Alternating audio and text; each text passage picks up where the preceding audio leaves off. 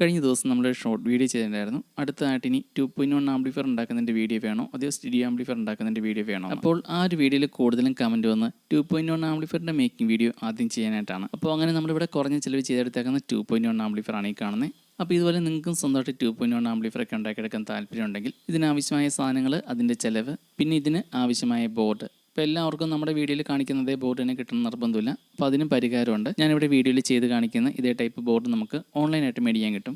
അപ്പോൾ ഈ ഒരു ബോർഡ് മേടിക്കാനുള്ള ലിങ്ക് വീഡിയോയിൽ കൊടുത്തിട്ടുണ്ട്. അപ്പോൾ നിങ്ങൾക്കും ഇതുപോലെ 2.1 ആംപ്ലിഫയർ ഒക്കെ സ്വന്തമായിട്ട് ഉണ്ടാക്കിയെടുക്കാൻ താല്പര്യമുണ്ടെങ്കിൽ ഇതിൻ്റെ ഫുൾ ഡീറ്റെയിൽ വീഡിയോ, ഇതിനാവശ്യമായിട്ടുള്ള സാധനങ്ങൾ, അതിൻ്റെ വില, പിന്നെ ഇതിൻ്റെ കണക്ഷൻ ഡീറ്റെയിൽസ്, ഇതെല്ലാം അടങ്ങുന്ന ഡീറ്റെയിൽ വീഡിയോ നമ്മുടെ യൂട്യൂബ് ചാനലുണ്ട്, ടെക് ഓട്ടോമോട്ടീവ് ബൈ ഷിനു. ഈ ഒരു ചാനൽ നോക്കിയാൽ മതി.